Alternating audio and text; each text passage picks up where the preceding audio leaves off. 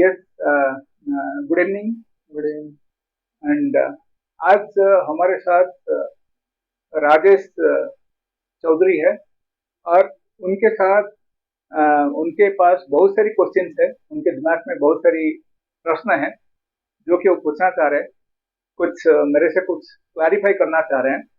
तो उसके लिए हमारे साथ आज जुड़े हुए हैं, और चलो जानते हैं कि उनका प्रश्न क्या है और उनको कैसा हम क्लैरिफाई कर सकते हैं।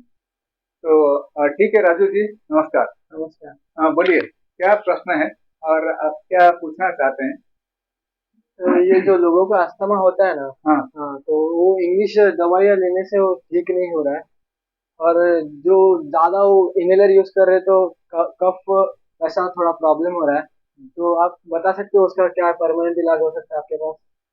हाँ, ये तो बहुत ही बढ़िया प्रश्न है, और ये भी सही बात है कि इसका जो मॉडर्न मेडिसिन है, इसमें कोई परमानेंट इलाज नहीं है, और जिंदगी भर उसके लिए दवा खाना पड़ता है, जिंदगी भर इनहेलर यूज करना पड़ता है, और मैक्सिमम स्टेरॉइड्स यूज करना पड़ता है, कभी कभी इंजेक्शन लेना पड़ता है, कभी ऑक्सीजन भी लगाना पड़ता हम्म। है।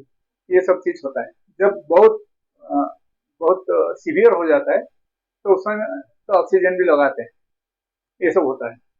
लेकिन ऐसा है, उससे पहले एक चीज तो मैं बताना चाहूंगा कि अ, थोड़ा बहुत पब्लिक को भी मालूम हो जाना चाहिए कि आस्मा क्या है।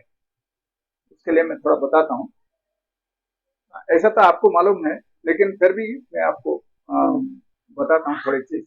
जैसा कि अम,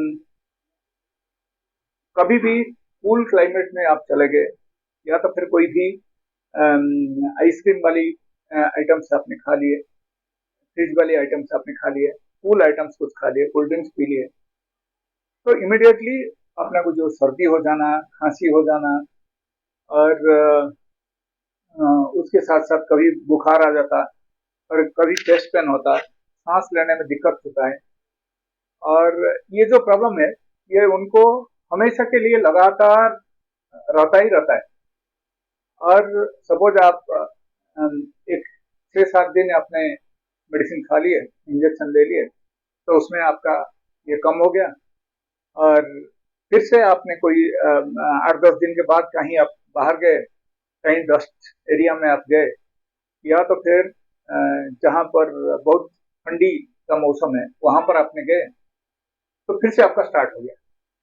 तो ये जो है ना, ये एक रूटीन प्रोसेस है आस्मा पेशेंट्स के। और वो लोग करते क्या है, नॉर्मली वो आस्मा के लिए डॉक्टर के पास जाते हैं, इंजेक्शन ले लेते, टैबलेट्स लेते, या तो फिर इनहेलर यूज करते हैं। ओके। और लास्ट में अगर बहुत सीवियर है, तो उनको एडमिट करके फिर ऑक्सीजन भी चढ़ाना पड़ता है। ये सब लंबी प्रोसेस है, ये सब चलते रहता है। हमारे पास ऐसा नहीं है। और ये सब लक्षण जब भी किसी को दिखाई देता, अगर वो सपोज पहला अटेम्प्ट में हमारे पास सपोज आ गया है, और उसको ऐसा होता है कि अ, वो मेडिसिन सिर्फ 3 महीना अगर यूज कर लिया, तो उसका पूरा खत्म हो जाता है। या तो फिर सपोज लेटर से थोड़ा दिन, ज्यादा दिन हो गया, 1-2 साल हो गया, 5 साल हो गया, तो उसके बाद फिर क्या होता है, हमारे पास आने के बाद 2-2.5 महीना में, 3 महीना में भी कम नहीं होता है, और थोड़ा ज्यादा टाइम भी लगता है। किस किस को 6 महीना भी लग जाता है, ऐसा होता है। तो इसके लिए फिर हम लोग क्या करते हैं, वो इंजेक्शन, स्टेरॉइड्स, और जो इनहेलर्स, ये पूरे हम बंद करवा देते हैं। और हमारे पास जो मेडिसिन है, वो मेडिसिन हम देते हैं, और ये पूरा नेचुरल मेडिसिन है। और ये मेडिसिन से 100% उनको ठीक हो जाता है।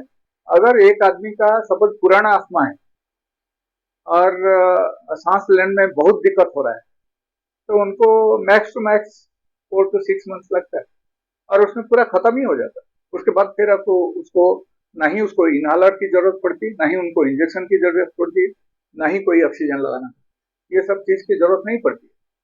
ओके। देखो, नॉर्मल कोल्ड एंड कफ तो किसी को भी आ सकता है, कभी भी आ सकता है, एक अच्छा इंसान को भी आ सकता है। बट जो आस्मा की वजह से जो आता है, कोल्ड कफ और सीवियर कफ होता है, थ्रोट पेन होता है, बॉडी पेन होता है, सांस लेने में जो दिक्कत होना, ये सब चीज पूरा खत्म ही हो जाता है। और स्पेशल एक चीज मैं देखा हूँ, जितना भी आस्थमा पेशेंट्स है, मैं उनको जब भी ये स्टेथोस्कोप लगाता हूँ तो उसमें एक यूनिक साउंड होता है, उसको सीटी लाइक साउंड बोलते हैं, सीटी जैसे आवाज। ओके, उस टाइप का आवाज आता है। तो उसमें से हम लोग पता कर लेते हैं कि ये ऐसा है। अगर जरूरत पड़े तब हम डायग्नोसिस भी करते हैं, जैसे कि एक्सरे वगैरह निकालते हैं, तो फिर उसमें क्लैरिफाई हो ही जाता है। और मैक्सिमम तो हम लोग जनरली हमारा जो प्रोसेस है उसमें लक्षण के हिसाब से, सिम्टम्स के हिसाब से हम ट्रीटमेंट देते हैं और वो उसमें पूरा ठीक हो जाता है। तो उसको कोई डायग्नोसिस करने का जरूरत नहीं पड़ता है। बट अगर बहुत जरूरी है या तो फिर पेशेंट इंसिस्ट कर रहा है, नहीं मेरा क्या प्रॉब्लम है, एक बार देखो, चेक करो, तो फिर हम फिर बोलते हैं कि नहीं आप एक्सरे निकाल लो, एक्सरे निकाल के आ जाओ। फिर पूरा सब फिर एक्सरे के हिसाब से हम उसको फिर बताते हैं कैसा, फिर उस हिसाब से लेकिन सबसे बड़ी बात यह है कि only with the medicine diagnosis करे नहीं करे ये अलग बात है। Only with the medicine from the day one, पहला दिन से उनको आराम होना स्टार्ट हो जाता है और थोड़ा दिन में ऊपर खत्म ही हो जाता है। फिर उसके बाद हम उसके साथ साथ थोड़ा मेडिसिन, ऐसा मेडिसिन देते हैं कि उनका इम्यूनिटी जो है ना वो डेवलप होता है, क्योंकि आस्मा इज ऑटो इम्यून डिजीज है। वो ऑटो इम्यून डिजीज का मतलब ये है कि जो अपना इम्यूनिटी अपने ऊपर बार करने लगता है, तो उसको ऑटो इम्यून डिजीज कहते हैं। तो हम फिर क्या करते हैं, उसका जो इम्यूनिटी है उसको इम्यूनिटी को सही करने के लिए हम थोड़ा मेडिसिन देते हैं, तो इम्यूनिटी ठीक हो जाता है। तो उसके बाद फिर ऐसा होता है कि उसका जो सीटी जैसा आवाज है वो पूरा कम हो जाता, दम आना कम हो जाता, ये सब ठीक हो जाता। ओके, तो यही है पूरा आस्मा का जो टोटल सिनेरियो। एंड और कुछ अगर प्रश्न है आप पूछ सकते हैं। और जो लोग ज्यादा सिगरेट और अल्कोहल लेते हैं और वो जो थोड़ा कमजोर हो जाते हैं, वो पीछे बैकबोन होता, पेन होता, वो उसके लिए क्या इलाज है आपके लिए? हाँ, उसके पास भी उसके लिए भी बहुत बहुत अच्छा अच्छा इलाज है अपने पास। और जितना भी लोग सिगरेट और अल्कोहल लेते हैं उससे तो जैसे कि लंग्स एंड लिवर दोनों खराब होता है। ओके, जब दोनों खराब हो जाता है फिर हम क्या करते हैं, वो दोनों को रिपेयर करने के लिए मेडिसिन देते हैं। उसके साथ साथ उसका इम्यूनिटी भी कम रहता है। जितना भी ऐसा पेशेंट हमारे पास आते हैं उनका इम्यूनिटी बहुत कम रहता है, क्योंकि वो तो पूरा खोखला कर देता है। जो स्मोकिंग है, स्मोकिंग में टबाको रहता है, टबाको बहुत खतरनाक है, तो वो पूरा अंदरूनी तरफ से लंग्स को एकदम डैमेज कर देता है। इंसान को पता नहीं चलता, अंदरूनी तरफ से एकदम डैमेज कर देता है। वो एक पहला चीज है। और दूसरी बात रहा कि अगर कोई ड्रिंक कर रहा है, जैसा कि अल्कोहल ले रहा है, तो उससे ऐसा होता है कि वो अल्कोहल लेने के बाद उसका ब्रेन को डैमेज करता है और स्टमक को भी डैमेज करता है, और उसके साथ साथ उसका जो मेन जो है ना लिवर, लिवर पूरा डैमेज करता है। तो ये सब चीज जब डैमेज हो जाता है फिर इंसान का रहा क्या है। आप एक नॉर्मल सा एग्जांपल ले लो।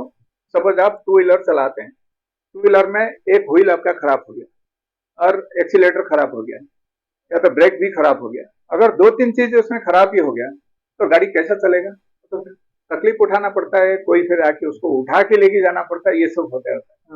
तो अपना जो इंसान का जो शरीर है, जो ह्यूमन बॉडी है, उसमें भी पूरा ऐसे ही होता है। जब कोई एक बीमार रहता है उस समय अगर आपने उसको ट्रीटमेंट कर लिया तो ठीक हो जाता है। जब दो तीन बीमार या तो फिर मल्टीपल प्रॉब्लम स्टार्ट हो जाता है तो उसको फिर सुलझाने में काफी टाइम लगता है, और फिर धीरे धीरे वो ठीक हो जाता है। बट ऐसा है कि प्रोवाइडेड पेशेंट भी उसमें सपोर्ट करना चाहिए। जैसा कि सपोज हम बोलते हैं कि कोई आस्थमा पेशेंट आया, हम बोलते हैं कि आप ठंडा पानी 3 महीना तक मत पिए। अगर वो कहीं पार्टी में गया, कोल्ड ड्रिंक्स पी लिया या तो फिर आइसक्रीम खा लिया, फिर क्या होता है, फिर रिएक्ट होता है। ओके, ये जो एग्रावेशन हो जाता है, एग्रावेशन होने के बाद फिर क्या होता है कि उसको फिर रिपीटेडली फिर उसको दवा देकर फिर ठीक करना पड़ता है।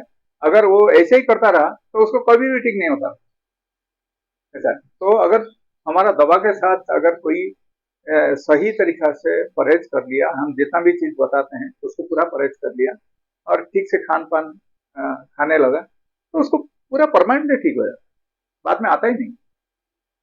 ठीक है, so thank you so much for asking so much of question. Okay, okay, thank you sir. Right right, नमस्कार। नमस्कार, जय श्री राम।